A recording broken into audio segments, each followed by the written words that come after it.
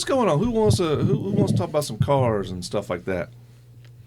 Conspiracy theory. Okay, go ahead, lay it on me. Another one. Yeah. Let's go. Greg Biffle dies 2 weeks ago in an airplane crash. Oh yeah, NASCAR, right? Yeah, NASCAR. He's spoken out publicly about NASCAR and their current situation, the lawsuit with 2311 Racing and Front Row Motorsports, which they conceded a lot of different things. And he, along with a couple other people, flew private sorties into the western counties after the hurricane against federal flight regulations.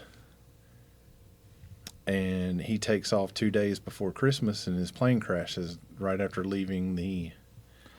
Well, planes do be crashing. They do. So just because he did some good, you think that somebody's trying to set him up to... I do.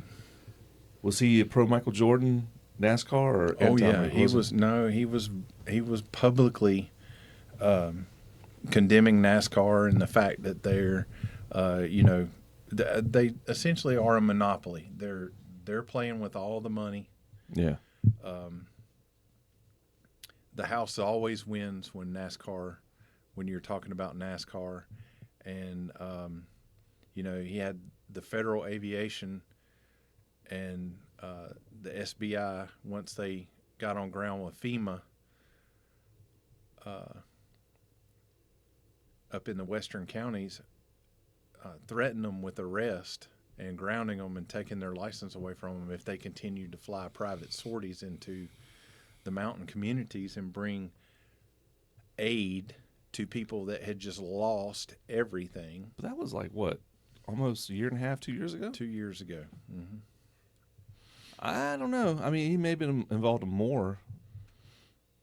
Has anything changed since his death? I guess that's the question.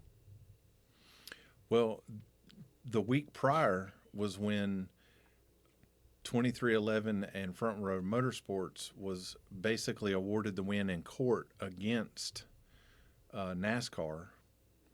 And, everybody in the NASCAR community that's fallen on the side of Michael Jordan, 2311, and Front Row Motorsports is celebrating the fact that NASCAR is losing something. They're losing control of something, and which everybody's calling for a whole revamp of NASCAR.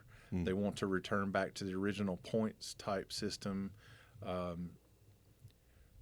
run a totally different car. The COT, or the car of tomorrow, which started maybe I think like 3 to 5 years after Earnhardt's death, was what NASCAR deemed to be like a money-saving thing, where they privatized the car. That meant that all the independent chassis shops that built cars for different race teams were taken out of the mix because they were given spec chassis from NASCAR. They were told who to buy certain pieces from, what companies to buy pieces from. We even witnessed that. We, meaning Mechanicsville, even witnessed that when we went to the HPX show in Charlotte with the guy with the air wrenches. The teams don't even get to use their own air wrenches anymore. They have to rent those every race from that company, turn them back into them. They can't do anything to them. They have to use them out of the box as the company gives them to them. NASCAR is, thumbing everything down, micromanaging everything in the manner of cost saving, but it's quadrupled the price of what it takes to operate a team by doing that, because they have to go to these particular vendors to buy this bolt or this nut or this chassis part or whatever, and it's quadruple the cost of the cars. Let me be devil's advocate, because you know me. Mm-hmm. Is that because everybody's cheating too much, they had to regulate? Because Everybody's doing I don't- special modifications, and Honestly, I don't At think it some was point. ever about cheating or not cheating. I think it was about how to control the marketable product. NASCAR was at the mercy of the automakers, essentially. They dictated the automakers dictated the vehicle type, the look of the car that they wanted. Chevrolet teams worked with Chevrolet to produce a more aerodynamic car. Ford did the same thing.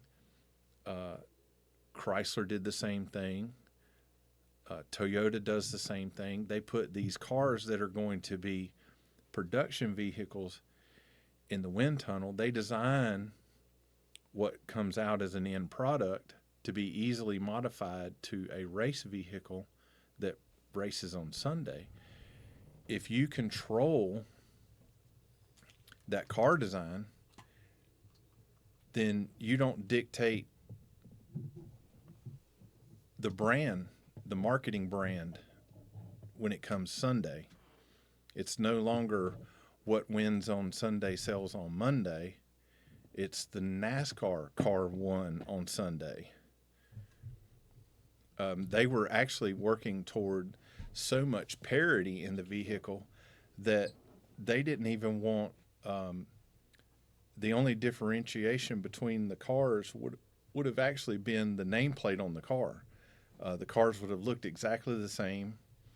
The paint schemes would be different. And basically it either had a Ford label slapped on it or a Chevrolet or a Toyota label slapped on it, and they would all look exactly the same. So I think it was all about NASCAR controlling the end marketable product is what it boiled down to. And I just run up from here. I gotta eat this real quick. I ate all day. Really, Sorry. you're gonna eat in front. He's gonna eat in front of us. Yeah. I'm a growing boy. He agrees to a podcast. We haven't done a podcast in almost a month because his schedule's labeled full. Mm-hmm. And Yeah. now, So we bust ass to get over here, right, early, Just not Early. early enough. and he's so gonna we could watch him eat. watch him eat, Mhm. and he's not even saying, "Hey, do y'all want something?" No, you know, not even offered. Hey, y'all are on the way over here. We're getting Chinese. Yeah, how about some Chinese? Do y'all want some? This isn't Chinese. Okay, It's Hang on, not hang on. Italian. This isn't Chinese. okay. It's Osaka. So it's okay. Okay, so the fam's going to Osaka and picking me up some to-go stuff. Do y'all want something? Since you're on the way over here. There's no I in team. this no. was supposed to be here at 6:15, but it didn't make it in time. Never for Bridget. We were supposed to be here at No, 6:15. this was. Oh.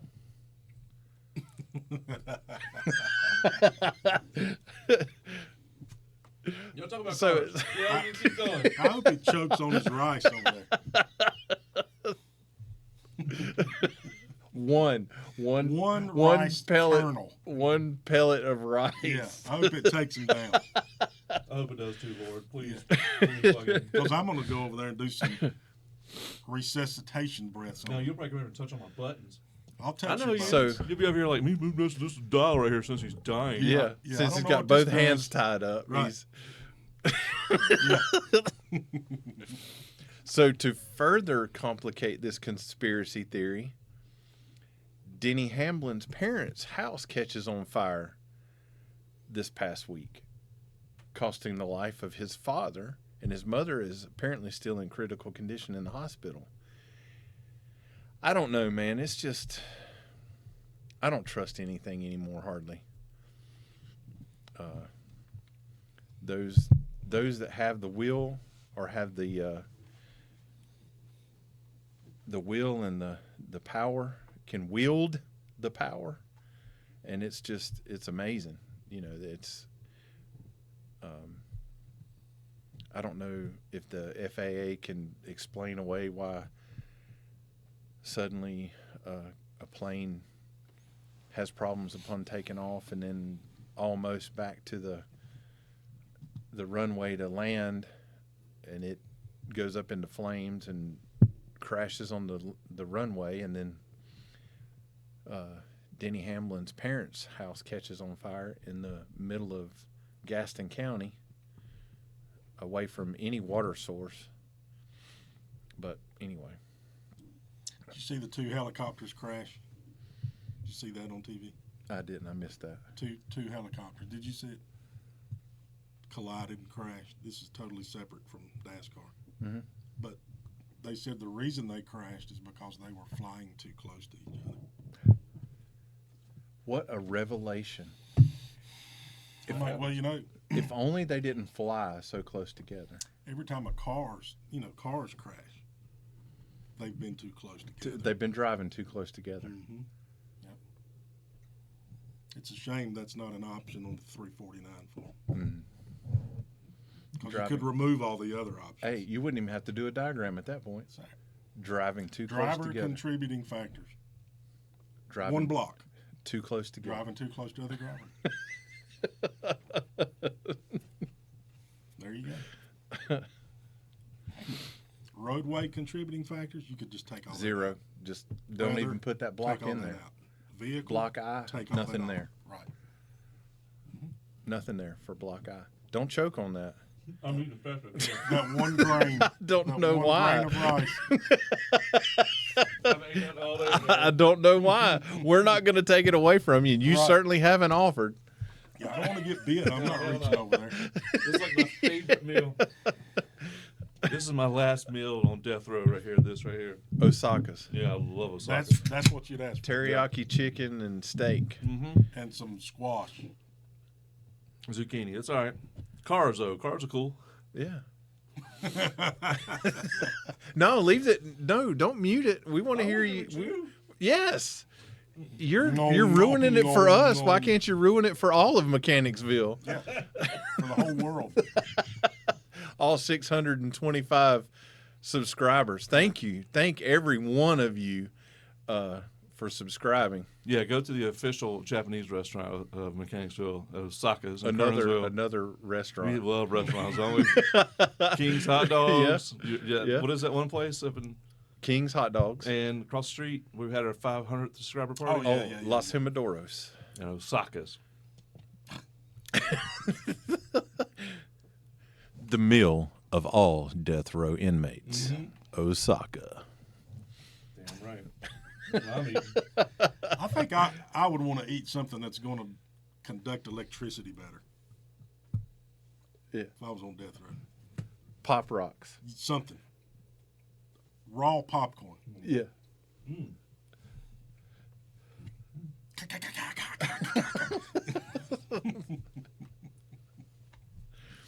I mean, So- why not?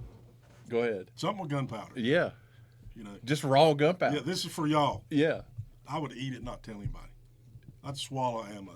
Yeah. Like, light it up. Light this thing off. In current news today, Yeah. death row inmate kills everybody observing his execution by swallowing live ammo. In feudal Japan, Japanese prisoners used to swallow stones. When the samurai would test their blade out on inmates, it would damage their blade because it had stones in their stomach. Gangsta. It wouldn't damage it enough, I bet. Enough. You know, No, it they was had this it perfect got blade. all the way to the stones. Yeah. Yeah, and it was like, you've damaged my blade, you mother. Anyway, back to the Osaka's. Yeah, talk about cars. I'm hungry. Sorry.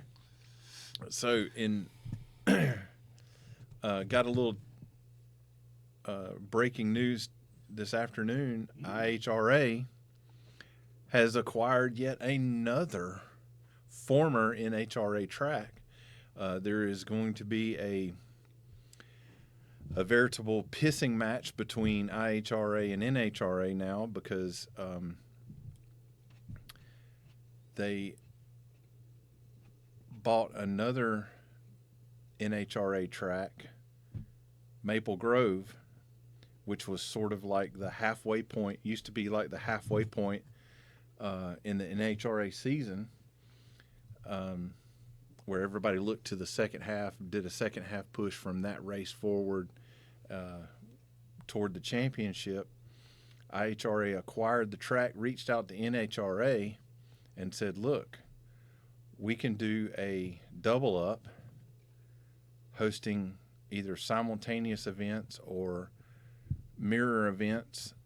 And NHRA said, absolutely not. We're not even going to sanction that track anymore. So they sort of like thumbed their nose at IHRA. And IHRA in the past has always been like a bastard stepchild when you talk about competitive motorsports and drag racing, because they had the means, they had the sportsman base to compete with the NHRA, but the sportsman base just never could carry IHRA to the big venues like NHRA did with the likes of John Forces and Kenny Bernstein's and Doug Bud Collitta's. King. Yeah, all of those, the big names. And IHRA always kind of fell, like, just got to the goal line but never got across. And NHRA has dominated the drag racing market for years because of the draw of their big professional category. But over here in the meantime, IHRA was doing tremendous things in the sportsman ranks. That's where a lot of the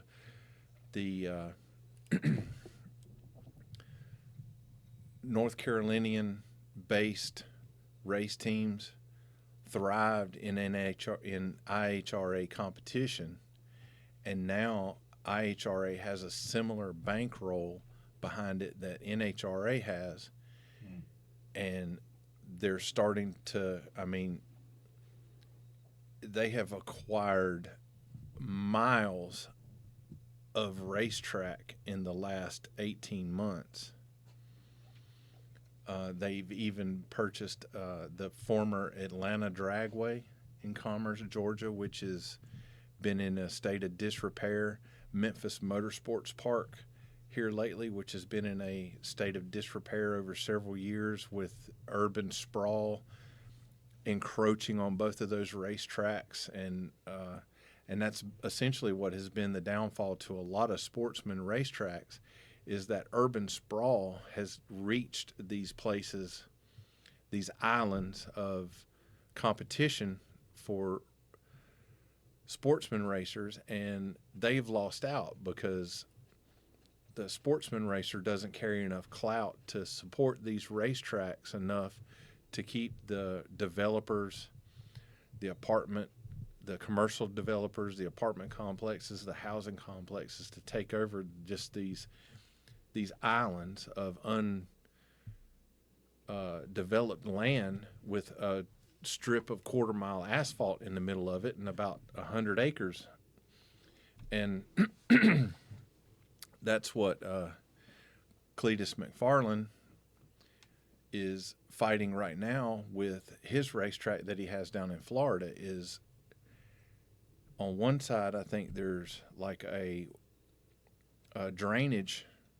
necessary drainage area that will keep stuff from encroaching on that part of the racetrack. But if you look at an aerial view of it, there are like these huge housing complexes coming at this undeveloped piece of property in all directions. And the first thing they're going to complain about is that they knew that racetrack was there.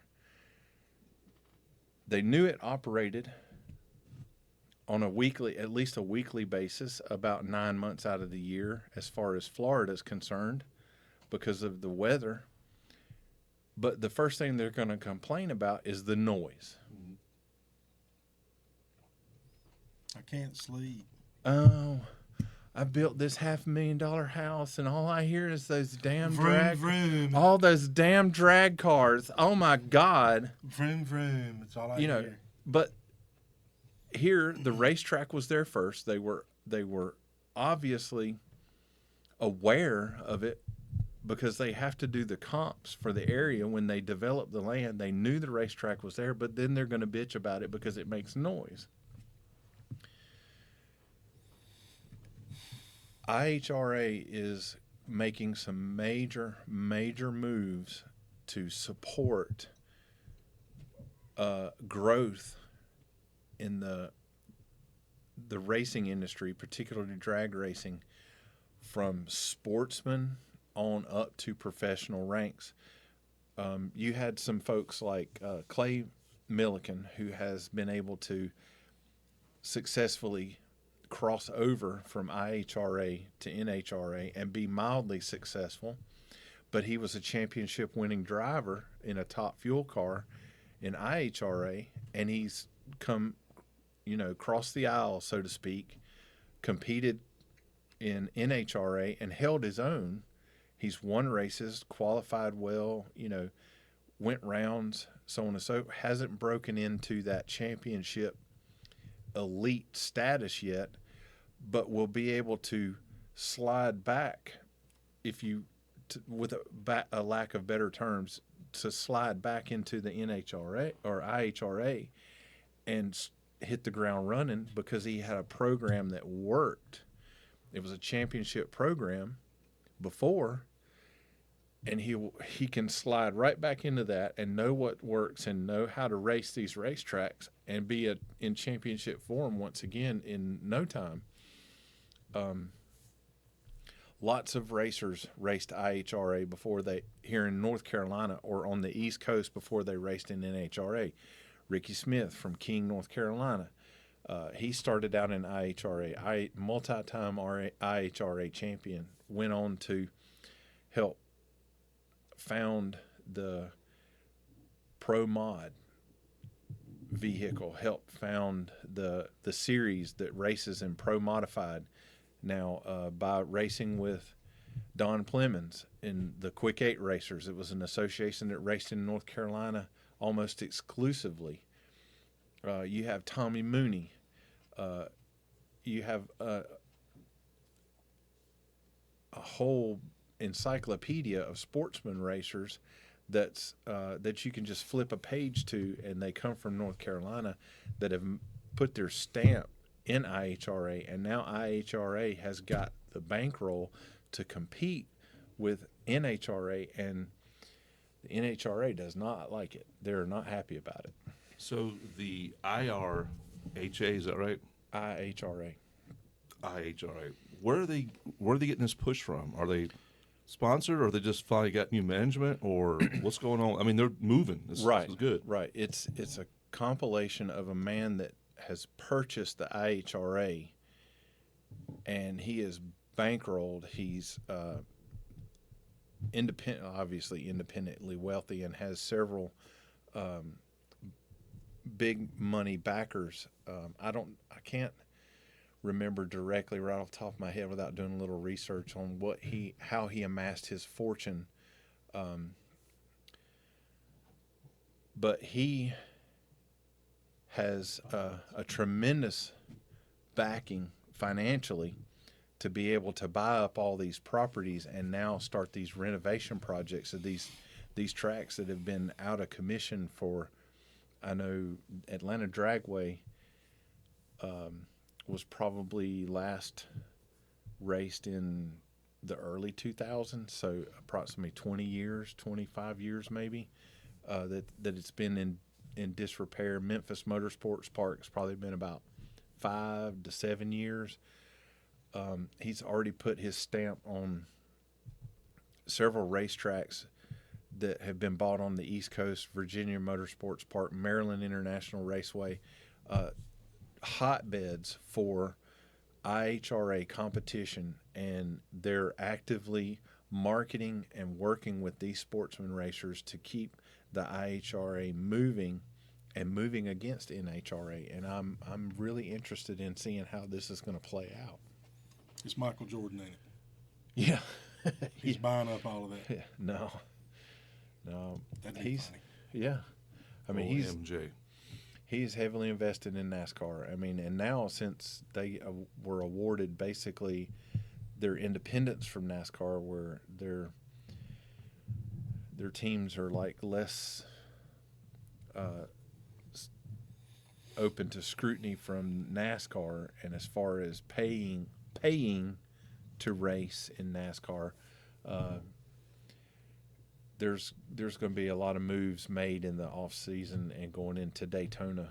I see in February, as the teams get prepared to start speed weeks in February.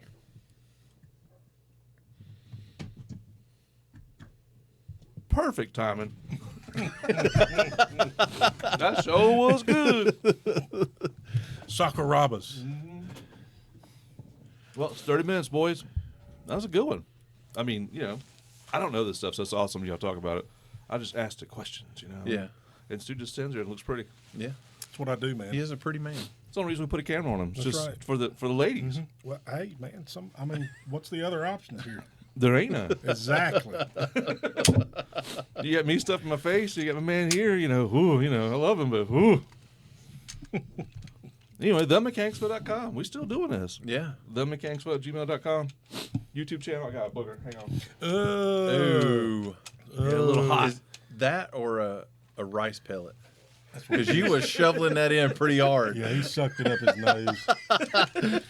I saw a piece of chicken go up his Dude, nose. I was hungry. Man, Oh, he get out. didn't even use a fork. That was No. a snow shovel. If I Fork could was have, in I the would way. have made a handful. Made a big ball and eat it. Yeah. He had a snow shovel from Walmart. It was 7 o'clock, and I ate a pack of nabs today. That's it. And I'm just like, oh God, Osaka's is here. They're podcasting. I was like, Fuck them. sorry. This is like $17 of food. and I'm That's gonna right. eat it cold. That's right.